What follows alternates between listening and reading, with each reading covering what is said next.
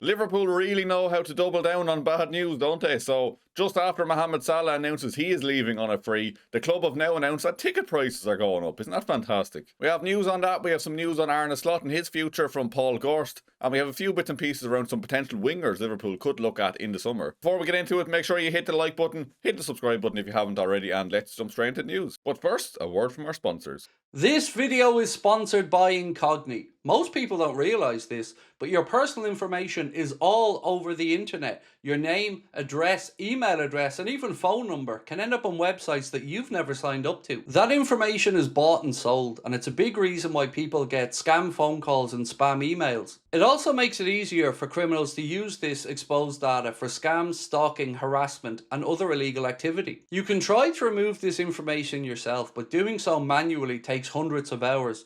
Even worse, the data often comes back and you have to start all over again. That's where Incognito comes in. Incognito removes your personal data from hundreds of these data broker websites automatically. You sign up once, give them permission, and they handle everything in the background. No forms, no emails, and no chasing anyone. One of the most useful features is custom removals. If you find your information on a specific website, you simply send Incognito the link and a real person will take care of it for you. You do not need to know what to say or who to contact. If you want fewer spam calls, fewer scam attempts, and more peace of mind, use the code Anfield Agenda at checkout to get 60% off the annual plan. Take back control of your personal data because they can't harm you if they can't find you. Let's start with the manager. Let's start there and then we'll move on to the tickets and the wingers for the summer. So, we had a report from Paul Gorst this morning, and I didn't think I'd be saying this, but Paul Gorst is making a lot of sense here, and I'll go through it here and I'll explain my rationale as we go. So, Paul Gorst writes, a decision on Arne Slot will be made only after this season ends. The fact that he hasn't signed a new deal as he approaches the final year of his contract perhaps speaks louder than any public or private backing the head coach is receiving from those who matter at Anfield. But while Champions League qualification remains realistic, and it should, the Reds are clinging on to 5th, Slot will get the chance to finish the job. How that internal review at the end of the campaign shakes out, however, is open to debate. A variety of factors explain much of Liverpool's difficulties, and there is sympathy for Slot's behind-the-scenes predicaments. 10 Premier League defeats is a grim statistic, and there can be no denying that performances have been largely desperate for months now. The idea of the Reds dispensing with the Dutchman before the summer is unrealistic. After that, how the review goes is anyone's guess. That bit in the middle there, I think Gorst has hit the nail on the head here, saying like the fact that he hasn't been given a new contract should tell you a lot more than any of the reports coming out from the likes of David Ornstein or even like Gorst or the Echo. Like the fact that Paul Gorst is the one that's meant to be like uber positive on these things, and even he's saying it's grim. They're saying there's a good chance that they decide to get rid of him. Like we had that David Ornstein thing yesterday, basically saying like that they're planning ahead. But like I think in the meantime they're going to be thinking, oh, we'll plan for Arne Slot, but we'll review it in the summer and then we'll make a decision then. But I think like they have to have made this decision, surely. Like, and even when Paul Gorst is saying stuff like the performances have been desperate for months and that 10 Premier League losses is a grim statistic, like, you know what way this is heading. Put that on top of the fact that they haven't backed him with a new contract then. Like, they were in talks for a new contract at the start of the year and they were put on hold, and there's absolutely no word or indication that that is starting to be reopened again. So I don't buy it. I don't buy that the club is backing him. I'm sure they'll back him for the rest of the season and hope he gets over the line, but there's no way he gets through the summer for me.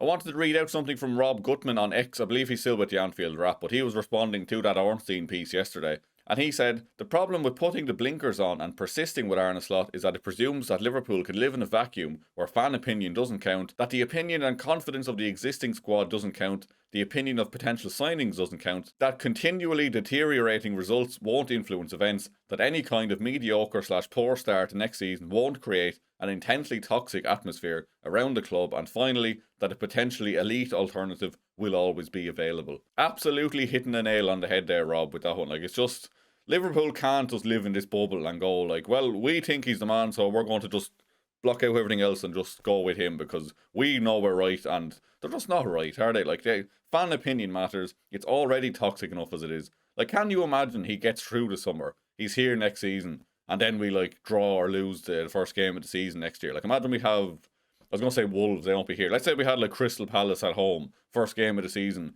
They go ahead after 6 minutes, we scrape back and get a 2-2 draw. Like, Can you imagine the mood then, like, to be like, oh, another season of this absolute shite, when we could have went and got the likes of Xabi Alonso, Sebastian Hoeneß, anyone else that could have come in the summer, shaped the squad to their liking, got a bit of a pre-season in after the World Cup as well, and then had a fresh start. Like, can you imagine we get to a point with, like, let's say Brendan Rodgers, he was given the vote of confidence, and he got through to the next year, and then he was sacked in October, and yes, like, we brought in Jurgen Klopp then, and instantly turned around, we got to the Europa League final, didn't quite get over the line, but like, just make the decision in the summer.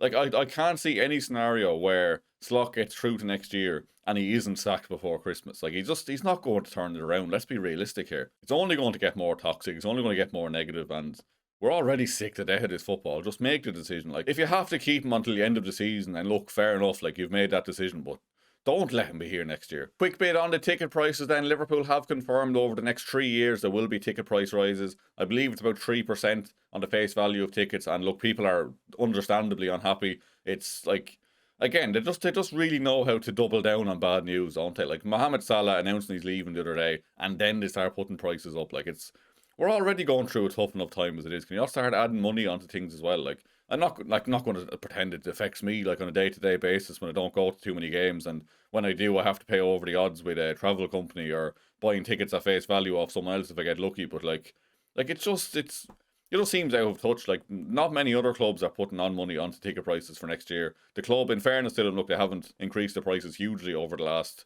10 or 15 years, but just the time, and again, like, do you really have to announce that now? Like, it's just, I know Spirit of Shankly are very disappointed. Like, I think they were in direct discussions with the club about this issue, and it looks like they've just gone ahead and done it anyway. So it's just a poor look. It's a poor PR move. I think they're just shooting themselves in the foot, announcing at this point, because everyone's down enough as it is. Like, do we need like price hikes as well? Let's move on to wingers then. So we had some news from Graham Bailey this morning saying, breaking, Liverpool have made a fresh inquiry for Michael Olise, with Mohamed Salah's departure now confirmed. Now, we spoke about Elise in depth yesterday. I went through some of them reports. There was a Bayern Space report. There was Christian Falk. There was basically just chatter that Liverpool wanted Michael Elise. He is, of course, the top target. I'm sure Liverpool would absolutely pounce on him if it was possible. But how realistic really is it? Owen Hargreaves agrees that Liverpool should be looking to sign him. He said, if you're Liverpool, you've got to go ready, tried and tested. For me, that would be Michael Elise. Somebody of that calibre. Probably not available, but the thing is, if you don't ask, you don't get. If you're talking Elise on that right-hand side for Liverpool, that's box office. And I have to agree, that would be absolute box office. He looks immense anytime you see him play. He is my preferred choice, but I'm not really holding out hope. The line from the German side, of course, is the fact that he's not for sale, but we have seen in the summer that Alexander Isak wasn't for sale, and he's wearing a Liverpool shirt now. Look, I'm not saying we're going to sign Michael Elise, but never say never really in these situations, because we have the money, we have the Champions League football hopefully to offer to him as well. I'm sure he will be interested in playing in the Premier League again after being at Crystal Palace before, and I'm sure he'd love a chance to go and win it. So never say never, but probably not. We then had a report from Ben Jacobs saying it is inevitable Liverpool are going to once again spend big, and there was a comment underneath this. I'll put up a screenshot. Someone just had a picture of John W. Henry say, did somebody say Coutinho money?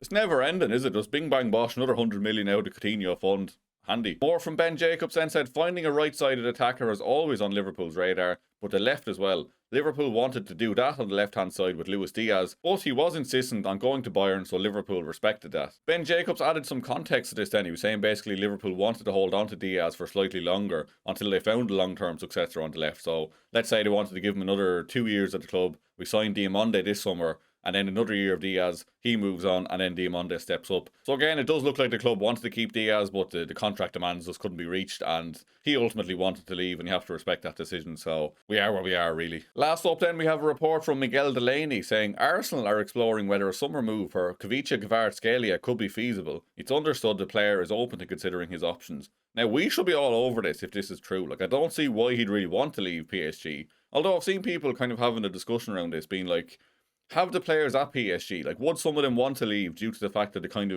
they've just completed France now, you know what I mean? They've won the league on already, they've won the Champions League, like, is it time to go start a new chapter in their careers? But like, Kvaratskhelia is only there like, what, a year or two? Like, it's not like he's been there that long, but look, if he is open to a move and is on the market, Liverpool should be absolutely banging down that door to get him. Like, we were linked with him just before he did move to PSG, so I'm sure he's still on our radar, like, and if he comes up, Absolutely go get him. He would be my first choice for the left-hand side. Fantastic footballer, Champions League winner, and he's just electric, isn't he? Like, I love watching players like that. Likes of him, Yandy Amonde, Elise, just like exciting young players. Like, that's just what you want. And if he is available, do everything in your power to go and get him, because he is immense. Don't let him go to Arsenal. That's all from me this morning anyway. If you have enjoyed the video, please do hit the like button, hit the subscribe button. I'll be back with a video at some point in the afternoon. And then the Ireland match is on tonight, of course. I won't be around to watch it, unfortunately. I have a prior engagement, but I will be keeping an eye on it on my phone. And please God, we're in that final of the playoffs next Tuesday as well, so I might get to watch that one. Thank you very much for watching, and I will see you very soon.